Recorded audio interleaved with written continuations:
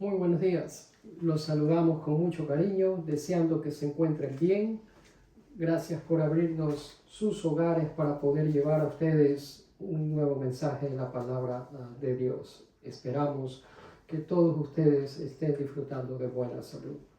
El título del mensaje es la continuación del mensaje anterior de la semana pasada, que no logramos terminar el pasaje y pues nos faltaron un par de versículos que los terminaremos hoy. Por lo tanto, el título sigue siendo el mismo. Estaremos hablando de la iglesia de Esmirna, la iglesia que sufre.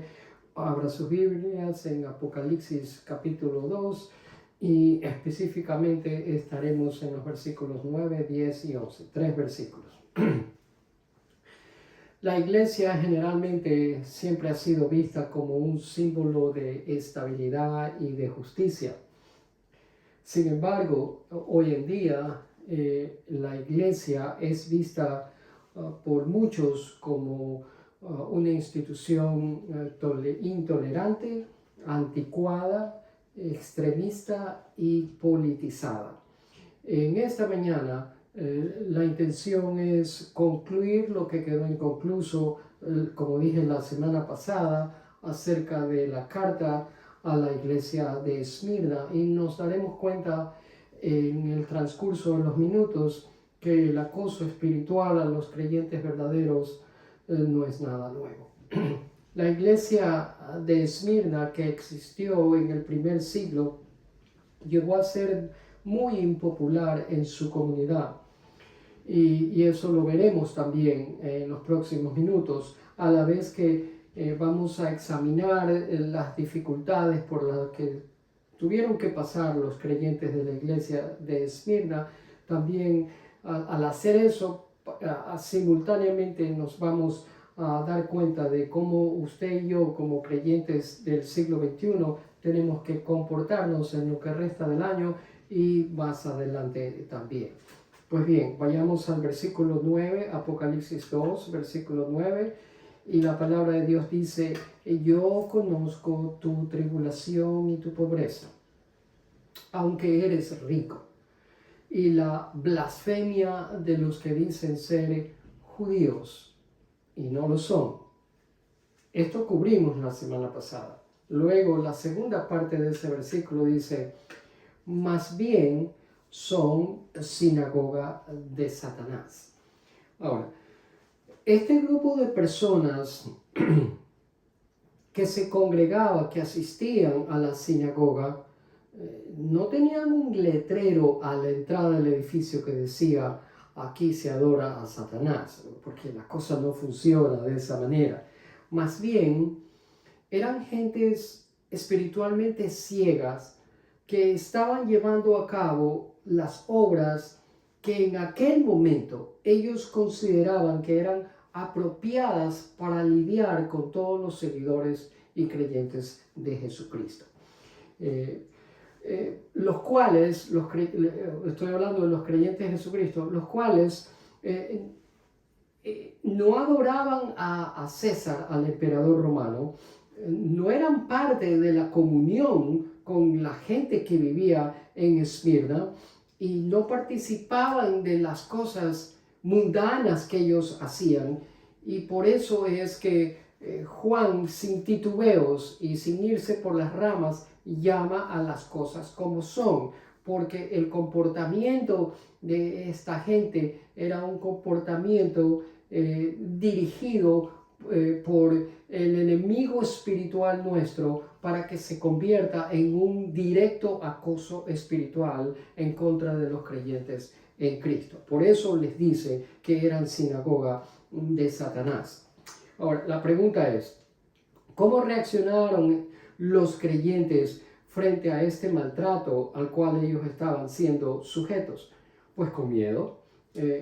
Y no podía ser de otra manera. Si usted y yo hubiésemos vivido en el primer siglo y haber sido parte de esta iglesia, hubiéramos tenido la misma reacción, el mismo sentimiento de miedo. Y ellos reaccionaron de esta manera, a tal punto, me imagino yo, que dejaron de hacer las cosas que solían hacer.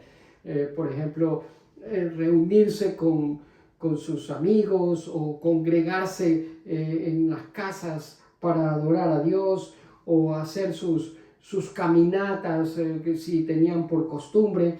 Es decir, en vez de hacer esas cosas que solían hacer ordinariamente, quizás compraron otras cerraduras, cerraron bien las puertas de su casa, cerraron las cortinas y prácticamente se apartaron. Después de todo, ¿quién quiere pasar por esta clase de maltrato?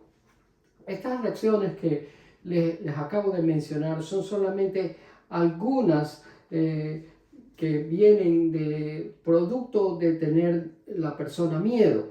Son reacciones normales. Dejaron de vivir como habían venido haciéndolo. Por eso es que el Señor les dice en el siguiente versículo, no tengas miedo, no tengas miedo. Y este mandamiento es el más frecuentemente repetido a lo largo no solamente del Nuevo Testamento, sino de toda la Biblia. El asunto con el miedo es que cuando la persona está pasando por una circunstancia adversa, tiene miedo. Y no solamente que tiene miedo, sino que teme que algo peor suceda. Y eso es lo que pasaba por la mente de los creyentes de la iglesia de Esmirna. El maltrato de hoy, al cual ellos tenían miedo, ellos pensaban que mañana podría ser peor todavía de lo que fue hoy. Esa era la idea, más o menos. Por eso es que Juan, inspirado por el Espíritu Santo, cuando escribe esta carta dirigida a la iglesia de Esmirna, tenía la esperanza de que los creyentes de Esmirna se diesen cuenta que Jesús les escribe de un corazón que comprendía la situación de ellos, que les escribe Jesús de un corazón compasivo, de un corazón que siente misericordia por el sufrimiento que ellos estaban pasando. Y por eso es que le dice, no solamente no tengas miedo, sino que también le añade de lo que estás a punto de sufrir. Es decir, que el Señor Jesús les dice lo que iba a sucederles. Y yo de verdad doy gracias a Dios que el Señor no está añadiendo más hechos a su Biblia, a su palabra, porque de lo contrario el Señor se nos revelara como se les reveló en tiempos bíblicos, y si nos dijera lo que nos va a suceder en los días que vienen y son circunstancias que nada placenteras, no sé cómo nosotros reaccionaríamos. Nos llenaríamos no solamente de miedo, sino de pánico, dejaríamos de dormir, de comer, nos enfermaríamos de la angustia y de la ansiedad. Gracias a Dios, que Dios, de Él recibimos el sustento, el cuidado, el apoyo día a día y a cada momento de cada día, y con eso nos basta. Y confiamos que el Señor está en control hoy, como lo estuvo ayer y como lo va a estar mañana también. Pero en esta ocasión a los creyentes de Esmirna sí les dice lo que les iba a suceder, no para quitarles el sueño y para que se enfermen de angustia y de ansiedad, sino para prevenirlos, para que estén preparados y cuando sucedan esas cosas no los tomen desprevenidos. Luego les dice en la segunda parte del versículo 10 lo que les iba a suceder. Y les dice, el diablo meterá a algunos de ustedes en la cárcel para ponerlos a prueba y sufrirán. Si ve la palabra sufrimiento, por 10 días. 10, el número que usted ve aquí, es un número frecuentemente usado en el libro de Apocalipsis. Y por lo general significa algo que es llevado a su completa terminación. Quizás la referencia alude a un sufrimiento de alcance total, completo, o a un corto periodo de tiempo, 10 días. O quizás alude a ambos, algo que es muy intenso, pero a la vez no va a durar mucho tiempo. Es decir, un breve periodo de tiempo que sería extremadamente difícil. No sabemos exactamente pero puede ser cualquiera de esas situaciones. El versículo, la última parte del versículo 10, el Señor les dice, sé fiel a los creyentes de Esmirna, sé fiel hasta la muerte y yo te daré la corona de la vida. Esto de la corona de la vida, la semana pasada lo explicamos y usamos el libro de Santiago, capítulo 1, versículo 12, para escribir de qué se trataba la corona de vida. Esta gente, los creyentes de Esmirna, eran gente a la cual se promete que si eran fieles hasta el fin, si se mantenían amando al Señor hasta el fin, el Señor Jesús les iba a dar la corona de vida. Es decir, si no claudicaban en la fe, si no se echaban para atrás, si no negaban la fe, Él les daría la corona de vida. Estas son palabras de ánimo, como usted puede ver. Palabras de ánimo que son el equivalente a decir, termina bien tu vida, permanece firme hasta el final por doloroso que fuese. Eso es en resumen lo que el Señor les está diciendo. No te desvíes, no pierdas el enfoque, no te dejes llevar por el miedo, confía, ten valor, permanece firme hasta el último, porque el sufrimiento es breve y al final serás vencedor. Ahora, persecución, sufrimiento, circunstancias adversas en la iglesia siempre ha habido desde el principio. La iglesia primitiva, los primeros 3 siglos, sufrió una persecución de todos los emperadores romanos que fue bárbara. Ninguno de nosotros, por la gracia de Dios, hemos pasado por ello. Y los siguientes siglos, también la iglesia se corrompió, hubieron malos líderes, mucha gente sufrió y continuó eso hasta la Reforma Protestante del siglo XVI, en los años 1500, y sucesivamente. Nunca falta el sufrimiento a la iglesia, porque como dije, la iglesia siempre está bajo acoso espiritual del enemigo nuestro, Satanás. Pero la iglesia cristiana primitiva sí aprendió las lecciones como resultado del sufrimiento. Pero eso ha cambiado últimamente en los tiempos en que nosotros vivimos. La iglesia no quiere aprender ahora. Lo que tiene que aprender no quiere aprenderlo. Lo que tiene que escuchar no quiere escucharlo. Quieren escuchar lo que les gusta a ellos escuchar. Y por eso es que cuando viene un sacudón, no saben qué hacer, no saben dónde están parados. La fe de ellos está débil y no logran mantenerse firmes. No es que no tienen a quién acudir y donde aprender a cómo reaccionar a los sufrimientos y a la persecución del enemigo. No, porque tenemos toda la revelación del Señor en la palabra de Dios. Es que simplemente no quieren aprender. Tampoco es que los tiempos de antes eran mejor que ahora, ni los de ahora mejor que antes. No, cada día es más difícil que el anterior. Los tiempos no están mejorando, déjeme decirle. Lo único que usted tiene que hacer es leer y observar, mirar las noticias en televisión o en internet y usted se va a dar cuenta. Y por lo menos aquí, en este país que nosotros vivimos, la gente vive como que si fueran a existir por la eternidad, como que si fuesen inmortales y nunca fueran a morir o a pasar de esta tierra. Estas palabras de Jesús nos vienen bien porque son un llamado de advertencia, nos llama a despertar, a poner los ojos donde los tenemos que poner, nuestra atención y nuestro tiempo en donde tienen que ser puestas. Son advertencias a nosotros que vienen de un corazón bondadoso y lleno de misericordia para que nosotros podamos permanecer firmes. Por eso es que nos dice, sé fiel hasta la muerte y yo te daré la corona de vida. La pregunta es, ¿Tiene usted miedo cuando se encuentra enfrentando circunstancias adversas? Desde luego que sí, y lo entiendo perfectamente. Una reacción normal suya y mía también.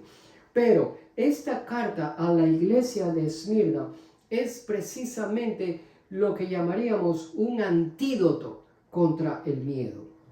¿Por qué? Porque los recursos que nosotros los creyentes tenemos en Jesucristo son completa y absolutamente adecuados. Son los únicos recursos que nosotros los creyentes necesitamos, porque nosotros servimos a un Dios que es todo y suficiente Salvador, y lo que Él nos provee para nuestro caminar cristiano, para nuestra vida de fe, es todo lo que necesitamos, porque lo que Él provee es completa y absolutamente adecuados para que nosotros salgamos adelante en medio de cualquier persecución. Todos tenemos alguna clase de miedo. Hay gente que tiene miedo a lugares cerrados, eso se llama claustrofobia. Hay gente que tiene miedo al agua, aquafobia. Hay gente que tiene miedo a lugares públicos, a ir a estadios, a museos, a teatros, y eso se llama agorafobia. Todos tenemos alguna clase de miedo y hay muchísimos, pero hay ciertos miedos que simplemente nos paralizan. Por ejemplo, el miedo al terrorismo, el miedo a gente violenta que invada nuestro espacio en nuestras casas. Pero ahí es donde viene nuestro Señor y nos dice, no más miedo. Tu confianza en mí te sostendrá en medio de tiempos así, persecución política, líderes malos, vengativos. El Señor viene y nos dice, no tengas miedo, pon tu confianza en mí, porque esa confianza que tienes en mí te sostendrá en tiempos así. Eso es lo que quiere decir ser fiel hasta la muerte. Y luego la segunda parte del versículo 11 dice, el que venza, ¿sí ve? El que venciere. Esta no es una promesa para cualquiera, para una persona que tiene doble ánimo, que un día tiene fe y al siguiente se desbarata emocionalmente. No, esta es la promesa para aquellos que son vencedores. ¿Y quién es el vencedor?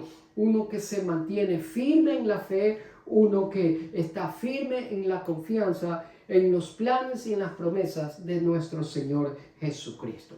¿Y qué les promete? Dice que jamás recibirás, si vences, si sales entre vencedores, porque te he dado todo para que lo hagas, jamás recibirás daño de la muerte segunda. La primera muerte es cuando nosotros dejamos de existir, cuando este cuerpo mortal ya no da más y por lo tanto pasamos a la vida eterna. Esa es la primera muerte. Pero la segunda muerte es la que ocurre en la segunda venida de nuestro Señor Jesucristo, cuando todos compareceremos delante de Él en el día del juicio final. Y unos iremos a vida eterna en el cielo y la otra es, otros irán a vida eterna en el infierno, que es el equivalente a la segunda muerte. Y a pesar de que Satanás había amenazado y perseguido y atacado la vida de los creyentes de la iglesia de Esmirna, Jesús les promete a estos seguidores suyos en la iglesia del primer siglo, les promete que iban a ser vencedores y que iban a conquistar la muerte. Todos los hombres mueren, mis amados, pero no todos son exterminados con la muerte, porque la muerte segunda en el infierno es algo terrible, es un pensamiento horroroso, destinado para aquellos que todavía no han puesto su confianza en el Señor Jesucristo y por lo tanto no tienen seguridad de vida eterna. Por eso es que es necesario estar asegurado. Por eso es que es necesario tener la absoluta confianza, estar convencido y persuadido 100% que nuestra vida está puesta en las manos de nuestro Salvador Jesucristo y que por lo tanto nuestro futuro eterno, al margen de lo que suceda más adelante, está completamente asegurado. Quiero terminar con 3 pensamientos sencillos. El primero es, mi Señor Jesús, y los voy a poner a todos en el primer pronombre personal, yo. Por eso digo mi Señor. Usted puede hacer lo mismo. Es mejor cuando nos apropiamos personalmente de alguna idea o de alguna promesa, si no las relacionamos a otros, pero no a mí. No, esto le afecta a usted, mi amado hermano, y me afecta a mí. Por eso, el primer pensamiento es mi Señor Jesús conoce cada detalle de mis circunstancias y no importa cuán complicadas sean esas circunstancias, Jesús dice, conozco todo, lo sé todo, lo he visto todo. Jesús, como dice el escritor de Hebreos, no es alguien que no puede ser tocados por los sentimientos de nuestras debilidades. Jesús los entiende porque Él pasó por esas circunstancias. Mencione una que usted cree que el Señor Jesús no haya pasado, Él la pasó. Por lo tanto, como alguien que pasó por esas circunstancias, responde Él entendiendo cómo nosotros nos debemos sentir cuando pasamos por circunstancias similares. Así que mi Señor Jesús conoce todos los detalles de sus circunstancias y de las mías también. Y las conoce al detalle, específicamente. Asombroso. El segundo pensamiento es, no importa cuán intimidante sea la situación, el Señor Jesús nunca nos dejará ni nos abandonará. Esa es una respuesta una promesa que está a lo largo del Antiguo y Nuevo Testamento. Nunca te dejaré. Donde quiera que vayas, yo voy contigo. Yo estaré contigo. Yo estoy contigo. No te abandonaré. Ten fe, ten confianza, porque yo estoy a tu lado hasta el fin del mundo. Y si la situación por esas cosas de la vida continúe siendo la misma, no necesito tener miedo, no necesito esconderme, no necesito salir corriendo, porque no importa cuán intimidante sea, el Señor nunca nos dejará solos. Y por último, si las cosas se pusiesen peor, si las cosas se pusieran peor, el Señor vendría a sostenernos. ¿Por qué? Porque el Señor ha prometido hacer eso y no importa qué suceda, el Señor está junto a nosotros. Él lo ha prometido y la palabra dice que fiel y verdadero es aquel que prometió. Nuestro Padre Celestial nos fortalecerá y nos protegerá del maligno. Así que fije sus ojos en esa promesa. Decida hoy que usted las va a creer. Y si por si acaso usted no puede recordar un momento en su vida donde ha entregado su vida al Señor Jesucristo y lo ha recibido como Señor y Salvador, este es el mejor momento para hacerlo y de una vez por todas asegurar su futuro eterno. Incline su rostro para orar. Padre, gracias te damos por tu palabra. Palabras de ánimo, de esperanza y de consuelo. Palabras que son verdad. La verdad que tu Hijo Jesucristo ha vencido a Satanás, venció el pecado y venció la muerte también. Por lo tanto, yo no tengo que ser vencido por ninguna de esas cosas, porque si tú eres victorioso, tu palabra dice que nosotros somos más que vencedores por medio de aquel que nos amó. Y a pesar de que todavía, Padre, sentimos los efectos de esos ataques malignos cada día, me regocijo en la esperanza de que tú un día los echarás de nuestra presencia para siempre y no nos acosarán más. Así que, mi amado, si no lo ha hecho todavía, mi consejo es que le entregue su vida al Señor y no lo tarde. Hágalo ya. En la quietud, Padre, y en la comunidad de donde estamos en este momento, se nos hace muy difícil, Señor, imaginarnos algunas de estas situaciones que pasó la iglesia de Esmirna y los creyentes del primer siglo. Y sin embargo, tú en tu sabiduría las has preservado y las compartes con nosotros en el día de hoy para que consideremos la esencia de este mensaje de permanecer firme amando a nuestro Señor Jesucristo, no importa qué. Gracias por creyentes que nos han precedido y que fueron fieles hasta el fin. De seguro recibieron la corona de vida que tú les prometiste. Y de seguro nosotros también la recibiremos si nos mantenemos fieles y firmes hasta el fin. Tú has hecho esa promesa, la has cumplido con los creyentes que nos precedieron y la cumplirás con nosotros también, porque tú eres el mismo ayer, hoy y por los siglos. Así que, Padre, a lo largo de esta semana, ayúdanos a mantener fresco estos pensamientos, estas promesas tuyas, y a caminar cada momento de cada día con la seguridad de que tú vas con nosotros caminando, rodeándonos adelante, atrás y por los costados, y que ninguna arma forjada contra nosotros puede prevalecer. Palabras de ánimo, de consuelo y de esperanza que nos animan a seguir adelante, aun a pesar de cualquier circunstancia adversa que podríamos pasar. Te entregamos nuestras vidas una vez más.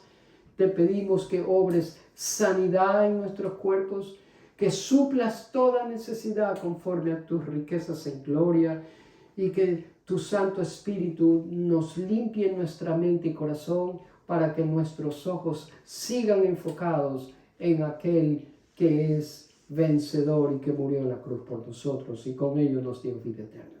En el nombre de Jesús te damos a ti el honor, la alabanza, la gloria y la adoración. En Cristo Jesús oramos. Amén y amén. Gracias por habernos escuchado, por haber estado aquí con nosotros.